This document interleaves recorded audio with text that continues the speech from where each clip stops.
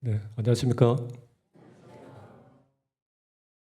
예, 가운데 불은 꺼주시면 잘 보일 것 같습니다. 네, 네, 좋습니다.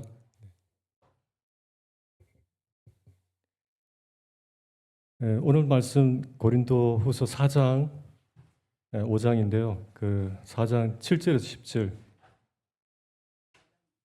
4장 7절에서 10절.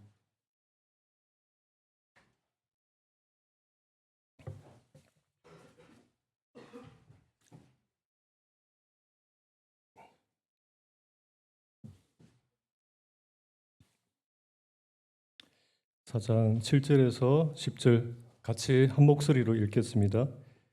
시작. 우리가 이 보배를 질그릇에 가졌으니 이는 심히 큰 능력은 하나님께 있고 우리에게 있지 아니함을 알게 하려 함이라.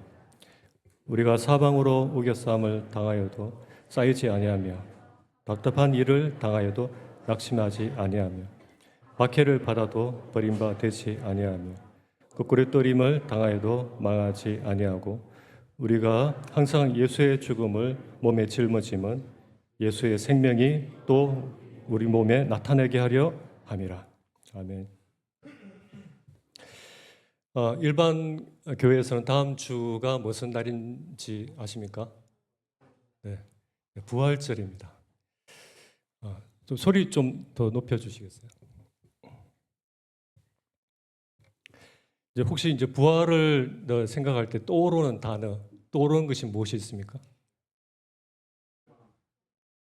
네, 정답을 일찍 말씀하시면 정답.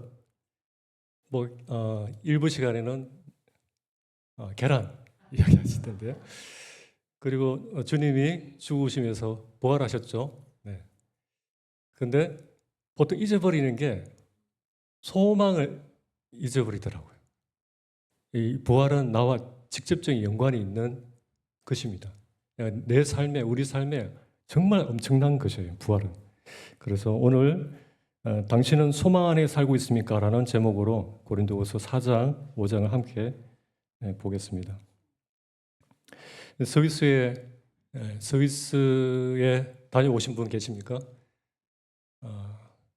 소망이 되는 관광지죠. 스위스에서 있었던 일을 잠깐 말씀드릴게요. 스위스의 눈 덮인 그 알프스에서 스키를 타던 한 남성이 눈사태에 갑자기 휘말려 가지고 눈 속에 파묻히는 큰 사고를 당합니다. 그 15분 넘도록 완전히 그 눈 아래 갇혀 있었는데 방향 감각을 잃어버린 거예요. 어디가 위쪽인지 몰라서 점점 이 공포로 이제 사로잡히게 됐는데 이때 어떻게 하면 되죠? 그때 문득 예전에 이 가이드가 알려준 한마디가 떠올랐어요. 침을 뱉으세요. 그 어둠 속에서 침을 뱉었고 침이 아래로 떨어지는 그 방향을 보고 비로소 위쪽이 어딘지 이제 알 수 있었죠.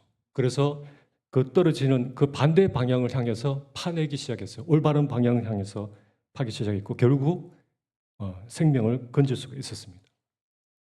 우리의 삶도 때때로 이 눈사태처럼 느껴질 때가 있을 것입니다. 여러 가지 압박들, 여러 가지 그런 고통, 또 때로는 상실감으로 인해서 우리를 짓누를 때 우리가 길을 잃은 것이 아닌가, 빛이 다시 보일까? 라고 하는 이제 절망에 빠지기도 하죠. 이 고린도후서 4장 5장에서 바울이 처한 상황이 바로 그렇습니다. 그는 사방으로 우겨 싸움을 당하였고 쓰러질 만큼 고통을 받았지만 결코 무너지지 않았어요.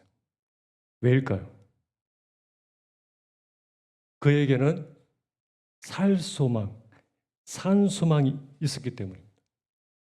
오늘 말씀은 문제 없는 사람, 강한 사람을 위한 것이 아닙니다. 고통 가운데 있고 지치고 또 연약하고 그런 우리 모두를 위한 것입니다. 그리고 바울은 1절에서 우리에게 이렇게 말합니다. 그러므로 우리가 낙심하지 아니하노니 어떻게 그런 상황 속에서 승리할 수 있었을까? 몇 가지를 이제 보겠습니다. 우리는 보통 어떤 사람에게 박수를 보냅니까? 성공한 사람, 강해 보이는 사람, 능력이 있는 사람. 이때 시대적인 해석을 보면 고린도 교회는 엘리트주의, 성경 중심적인 성공 중심적인 그런 성도들 일부가 이 강한 자에게, 성공한 자에게 이제 박수를 치고, 반면에 바울처럼 가난하고 초라하고 약하고 늘 고난을 겪는 그들은 무시하고, 그런 바울을 이 사도로 인정하지 않고요, 수치스럽게 여겼는데, 그때 바울이 이런 문화, 이런 시선들이 맞서서 말한 것이 있었습니다. 무엇일까요? 십자가의 정신입니다. 즉 약한 가운데 나타나는 하나님의 능력을 고린도후서 1장부터 마지막 장까지 여러 곳에서 많이 강조하고 있는 것입니다. 고린도후서 4장 7절, 우리가 이 보배를 질그릇에 가졌으니, 질그릇에 가졌으니. 베이커 성경 배경 주석에 보면 질그릇은 고대 세계의 종이컵과 같았다고 합니다. 그러니까 이 질그릇은 대량 생산을 해서 유통이 많이 되었기 때문에 매우 흔한 그런 제품이었어요. 쉽게 깨지기 쉬운 그런 그릇이었죠. 여기 바울은 여기서 자신의 정체성을 매우 분명하게 하고 있는데요, 자신은 깨지기 쉬운 질그릇이라고 말하는 동시에 자기 안에 보배 대신 예수 그리스도께서 계시다고 분명히 말하고 있습니다. 이것이 바울이 가진 정체성입니다. 그리고 우리의 정체성입니다. 무엇이 자기를 그렇게 강하게 했는지, 그 출처를 이 바울은 정확하게 알고 있었습니다. 이는 심히 큰 능력은 하나님께 있고 우리에게 있지 아니함을 알게 하려 함이라. 도자기를 만드는 어느 도공에게 두 개의 아름다운 항아리가 있었어요. 둘 다 아주 귀하게 쓰임받는 그릇이었죠. 그런데 어느 날 이 도공은 그중 하나를 꺼내서 조심스럽게 이제 두드리기 시작했습니다. 금이 가게 하고 짓누르고 일부는 파내기까지 합니다. 그것을 지켜보던 사람이 왜 이 항아리를 망가뜨리는 거죠? 도공은 미소를 지으면서 망가뜨리는 것이 아닙니다.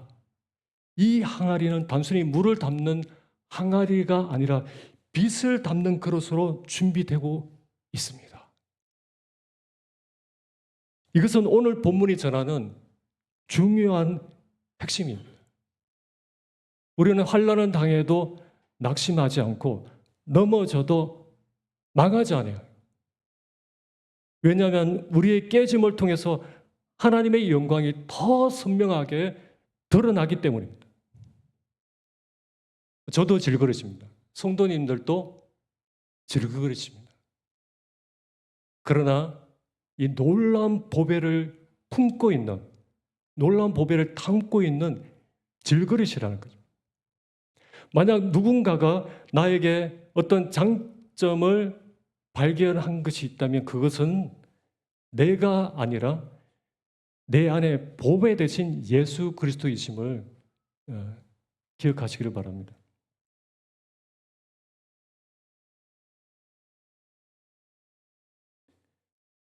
우리가 낙심하지 않는 이유, 사도 바울은 또 한 번 4장 16절에서 말합니다. 함께 읽겠습니다. 시작. 그러므로 우리가 낙심하지 아니하노니 우리의 겉사람은 낡아지나 우리의 속사람은 날로 새로워지도다. 헬라어를 이제 분석해 보면 겉사람은 낡아지나 이 철저히 썩는다, 부패하다, 부서지다, 파괴되다라는 그런 뜻입니다. 이 그 사람이 시간에 의해서 또 고난 가운데서 또 나이가 들면서 병 때문에 계속 우리 몸이 계속 쇠퇴하고 있다는 것을 말합니다. 그리고 썩은 날로 새로워지도다라고 했습니다. 새로워지도다. 다시 새롭게 되다. 근본적으로 새롭게 갱신하다는 뜻인데요. 고린도후서를 기록할 때 이 바울의 나이가 몇 세쯤 됐을까요? 약 50세 정도 되었습니다. 이 바울이 그때에 이 복음을 전하면서 주님이 일을 하면서 그가 당한 그 고난으로 인해서 바울은 이 겉사람이 턱 낡아지고 또 육체의 그 가시로 인해서 더 고통이 더해 갔습니다. 그렇지만 그의 속사람은 날마다 더욱 새로워지고 있었습니다. 주님을 더 사랑하고 주님께 더 헌신되어졌고 그분과의 교제는 더 깊어지고 그의 기도 생활은 하나님의 그 임재로 충만해졌습니다. 그 사람이 낡아지고 부서질수록 하나님은 그 속사람을 작품으로 만들어가고 계신데 이것이 성도의 소망입니다.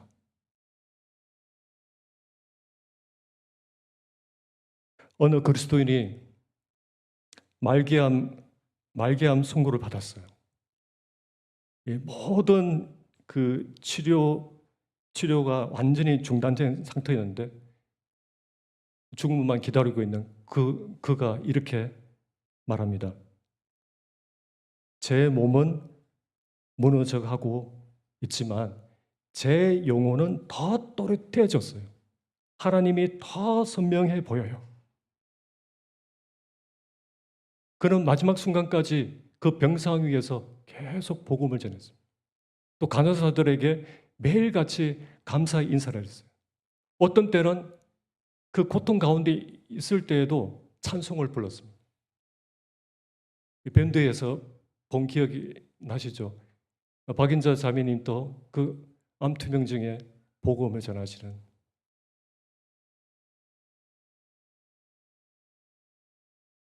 그 사람은 낡아지나 속 사람은 날로 새로워지도다. 무슨 뜻인지 이해가 되시죠? 저도 오랫동안 어떤 관계를 어려운 그 관계 때문에 또 인척 간에 생긴 그런 어떤 일 때문에 또는 경제적인 그런 압박 때문에 그럴 때마다 주님께서 나의 그 사람을 이렇게 어기고 계신다는 그런 생각이 들었습니다. 그때 나를 무너뜨리시고 주님의 형상으로 다시 새롭게 빚어 가신다는 것을 이제 보게 되었습니다. 이런 말이 있죠. 대리석이 따라 없어질수록 깎여갈수록 조각상은 더더욱 제 모습을 갖추게 된다. 바울에게 이 소망이 있었기 때문에 모든 역경에도 불구하고 계속해서 복음을 전할 수 있었던 이유였던 것입니다. 그는 망하지 않기 때문에, 무너지지 않기 때문에 자기가 그의 그 사람이 무너질수록, 낡아질수록, 부서질수록 그는 더욱 그리스도로 인해서 충만해져 있고 그리스도를 나타내는 그러한 삶 가운데 살아갔던 것입니다.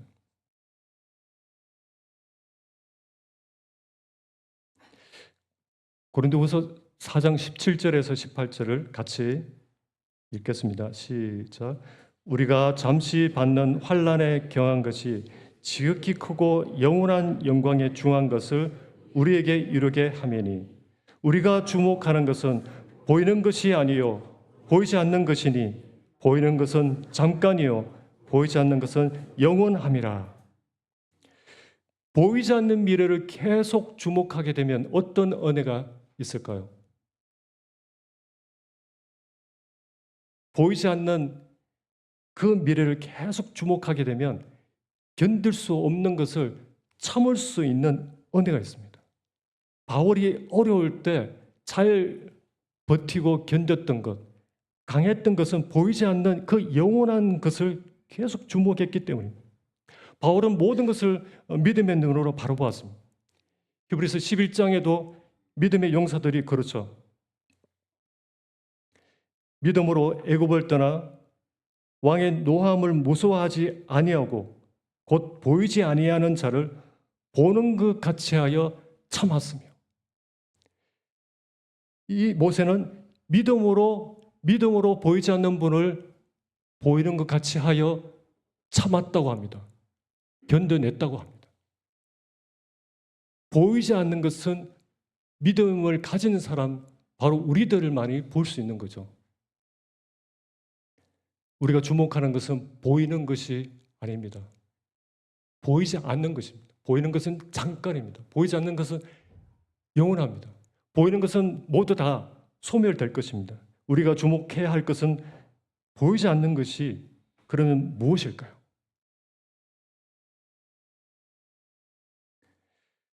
지금은 여기 미국 국기가 꼽혀 있는 고기가 어디일까요? 네, 알래스카입니다. 원래는 여기가 미국 땅이 아니었어요. 지금은 미국 땅이 되었는데 원래는 이 알래스카는 러시아 영토였습니다. 그 땅을 1867년도에 이 미국이 러시아로부터 매입을 합니다. 미국 본토의 20%의 크기가 알래스카예요. 그러니까 한국의 17배나 되는 어마어마한 땅을 그 당시 720만 불 원화로 1,000억만 주고 이 매입을 한 겁니다. 한마디로 그저 주운 거나 다름없는 것이죠. 그런데 당시에 이 알래스카를 매입한다고 하니까 여론의 반대가 굉장히 심했습니다. 국회의회에서도 그것을 강하게 반대했는데 이 일을 추진하던 국무장관 윌리엄 스워드라고 하는 분인데 그를 향해서 공격하고 험담하는 사람들이 얼마나 많았는지 이 매입 법안을 제출하는데 한 의원이 이렇게 말하는 것입니다. 아니 그렇게 큰 아이스박스를 도대체 어디에 쓰려고 해? 하면서 막 비웃는 것입니다. 그런 많은 그 난관을 이제 뚫고 이 법안이 딱 한 표 차이로 통과하게 되었죠. 그런데 통과하고 난 뒤에도 여론이 안 좋았어요. 그런데 1세기도 지나지 않아서 이 땅 안에 어마어마한 유정과 이 광물이 있다는 사실이 밝혀졌고요. 지정학적으로 황금의 땅이라는 것입니다. 그 땅을 매입한 이 국무장관의 그 통찰력이 대단한데 반대하는 의원들을 어떻게 설득했을까요? 이렇게 설득했습니다. 나는 눈 덮인 알래스카를 보고 그 땅을 사려는 게 아닙니다. 저는 그 안에 감춰져 있는 무한한 보고를 바라보고 사자는 것입니다. 저는 우리 세대를 위해 그 땅을 사자는 것이 아닙니다. 다음 세대를 위해서 그 땅을 사자는 것입니다. 정말 대단한 통찰력이 아닙니까? 남들이 보지 못하는 것을 보는 그 특별한 눈을 가진 사람들이 우리 성도들이 아닙니까? 남들이 보지 못하는 그 통찰력을 가진 사람들이 우리라는 것이죠. 보지 않는 것을 볼 수 있는 눈을 가진 사람들이 바로 우리라는 것입니다.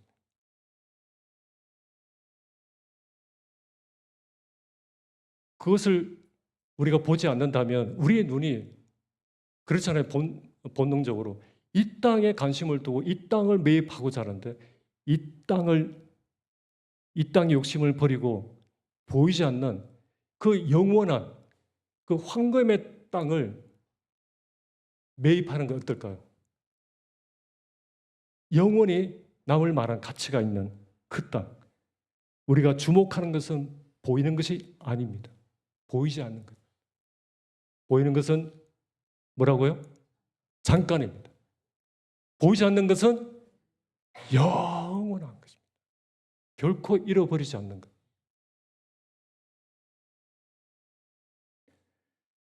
두 번째, 나는 부활의 소망으로 승리의 삶을 살고 있는가?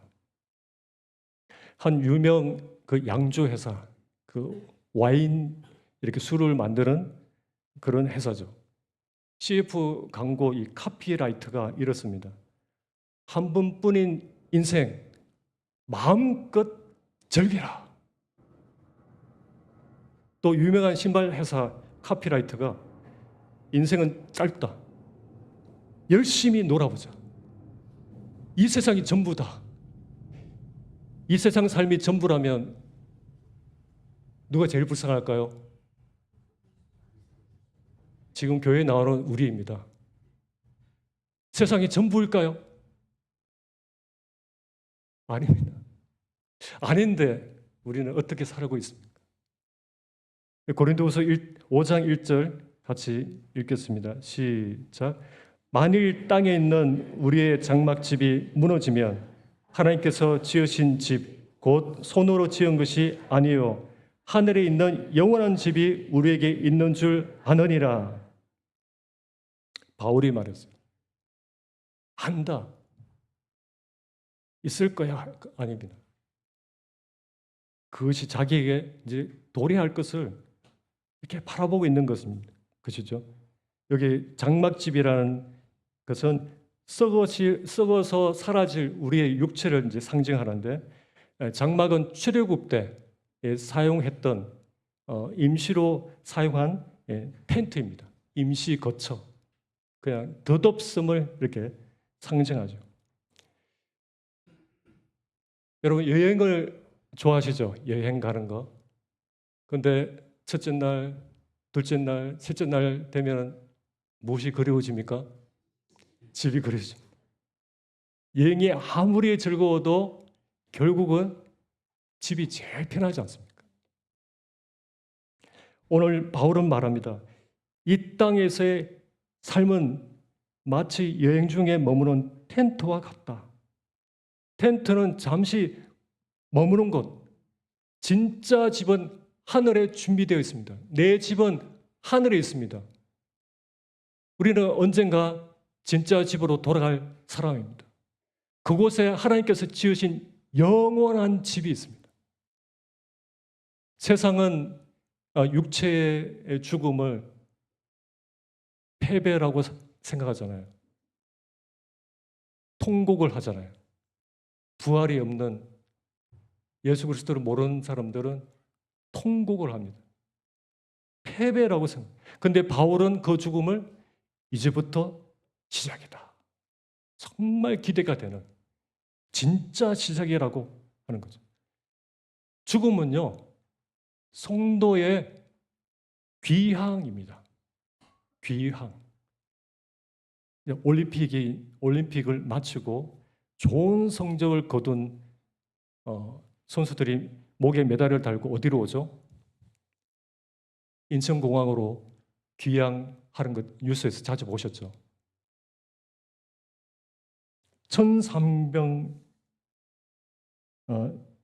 1300 시인이 지은 귀천이라는 시 있어요. 귀천. 이 시를 보면 성도들의 귀향을 아주 잘 표현하고 있습니다. 나 하늘로 돌아가리라. 아름다운 이 세상 소풍 끝내는 날 가서 아름다웠다고 말하리라. 소풍을 마치고 집으로 돌아가는 길입니다. 어제 우리 청년들도 소풍을 다녀왔습니다. 집으로 갈 것입니다. 나 하늘로 돌아가리라. 아름다운 이 세상 소풍 끝내는 날 가서 아름다웠다고 말하리라.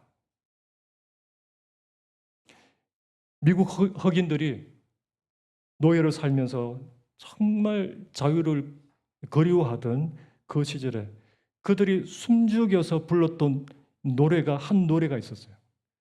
고단하고 정말 힘들 때, 삶의 모기가 진둘릴 때 또 살아난 이 동료가 하늘나라로 먼저 보내는 그날에 이 노래를 불렀다고 합니다. 오 자유, 오 자유, 나는 자유하리라. 비록 얼매였으나 나는 이제 돌아가리라. 자유를 주시는 내 주님께 노래하리라, 노래하리라. 나는 노래하리라, 기도하리라, 기도하리라. 우리는 진짜 집으로 돌아갈 사람들이라는 것입니다.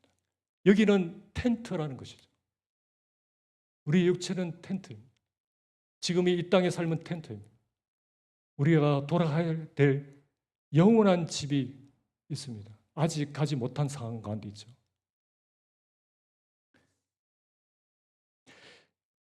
미국 대통령이었던 존 퀸스 애덤스의 일화가 있는데요. 하늘의 집을 정말 소망하게 해주는 그런 내용입니다. 그분이 퇴임 이후에 연세가 80살일 때 어느 날 한 친구가 그에게 인사를 합니다. 오늘 존 퀸스 애덤스는 어떠하신가? 온화한 태도로 고맙소이다. 선생, 존 퀸스 애덤스는 잘 지내오. 아주 잘 지내고 있소이다. 고맙소. 그러나 그가 살고 있는 집이 곧 무너질 지경이요. 기초가 흔들리고 있다오. 세월과 계절에 못 이겨 거의 황폐해졌소이다. 지붕도 매우 낡았고 벽도 많이 부서졌소. 바람에 마구 흔들리고 있다오. 건물이 너무 오래되어 사람이 더 살 수 없게 되었소. 존 킨스 애덤스는 곧 거기서 이사해야 할 듯 하오. 그러나 그는 매우 잘 지내고 있습니다. 잘 지낸다오.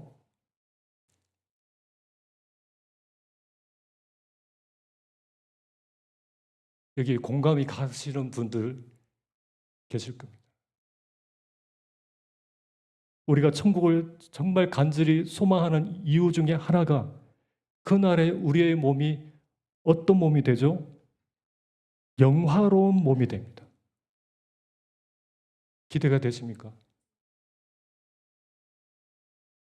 삶이 정말 고달프고 내 몸에 여러 가지 병이 있고 거동도 힘들고 그럴수록 이분의 마음이 내 마음이 되기도 합니다. 조니 에렉슨 타다라고 하는 분입니다.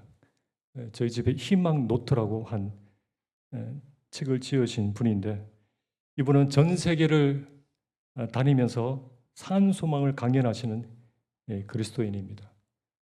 10대 때 얕은 물에 다이빙을 하다가 어깨 아래로 모두가 마비가 돼버립니다.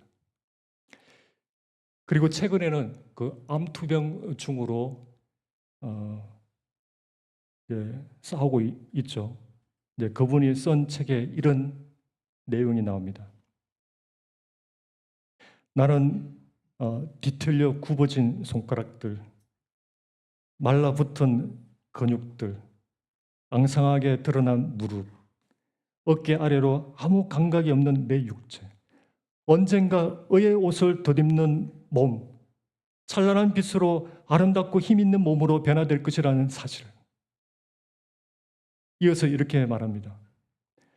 나는 그분의 약속들을 가볍게 여기지 않아요.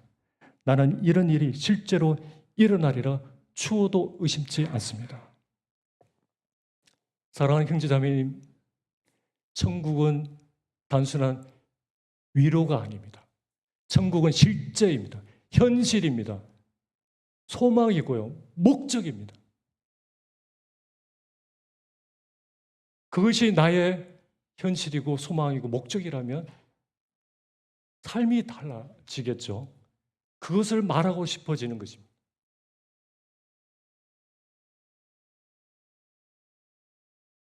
우리는 반드시 부활할 것입니다.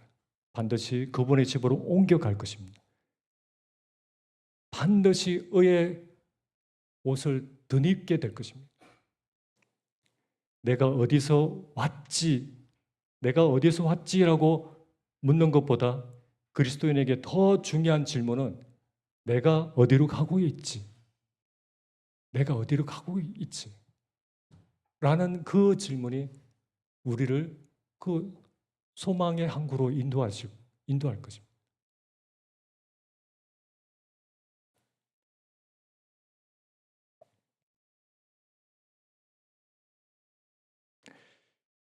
구원받은 성도도 심판대에 선다는 사실을 알고 계십니까? 아닌데요. 한번 구원은 영원한데요.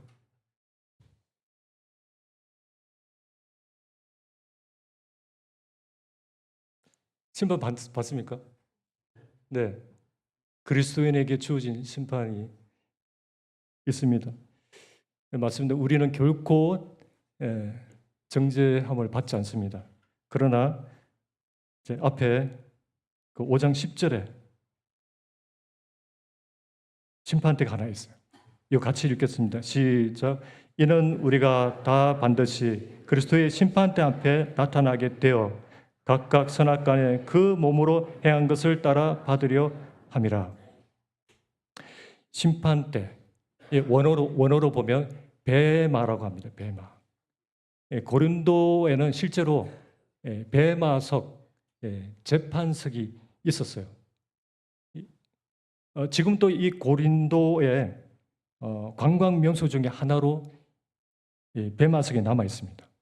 제가 사진을 하나 골랐는데 여기 넣지를 못했습니다. 베마석이 있습니다. 갔다 오신 분도 계시겠네요.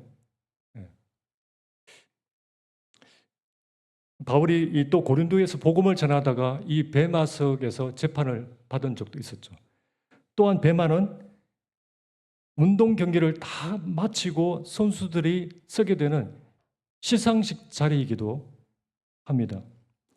우리가 다 반드시 그리스도의 심판대 앞에 나타나게 되어라는 것은 명백히 나타난다는 것입니다. 우리의 삶이 숨김없이 평가받는 날, 이 날은 두려움의 날이기보다는 준비된 자에게는 상급의 날이며 영광의 날이며 기쁨의 날입니다. 지난달 안세영 선수가 2025 전용 오픈 배드민턴 대회에서 우승한 거 기억하십니까? 예. 세상에서 가장 오래된 대회이고 가장 권위 있는 대회인데 결승전 단 한 포인트를 따내기 위해서 무려 78번의 랠리를 버텨냈는데요. 이 숨막히는 그 승부 끝에 마지막 포인트가 결정되는 순간 관중석 모든 이 관중이 일제히 일어나서 기립박수를 쳤습니다. 그날은 단순한 승리가 아니라 대관식과 같은 날이었습니다. 여러분, 그런 날이 우리에게도 다가오고 있다는 거 아십니까? 우리에게도 다가오고 있습니다. 그래서 준비하고 계십니까? 이 받을 준비를 하고 계십니까?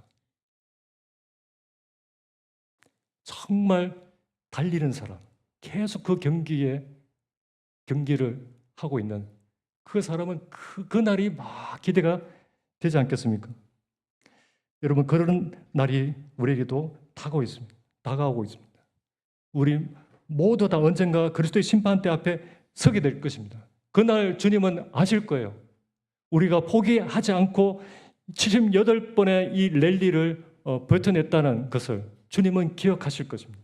넘어지고 또 일어나기를 반복하면서 그 믿음을 잃지 않으려고 했던 그 시간을 주님은 기억하실 것입니다. 마침내 주님은 우리 각자의 이름을 부르실 것입니다. 삼위라 잘 싸웠다. 원대야 잘 버텨냈다. 장인아 잘 해냈다. 이렇게 주님은 칭찬을 하시면서 그런 약속을 하셨잖아요. 보라, 내가 속히 오리니.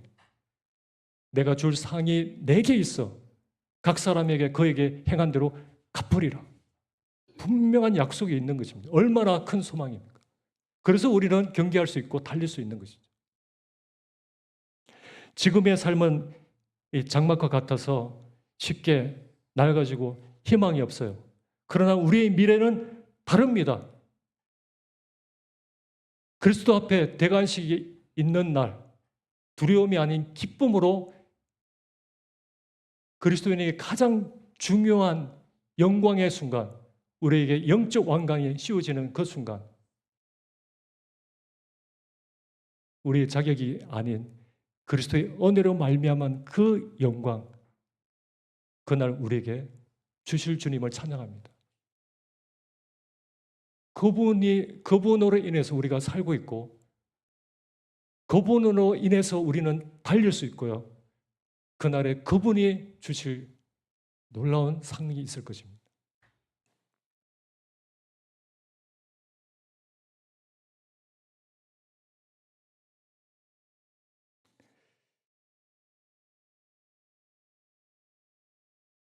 지난번에 좀 이거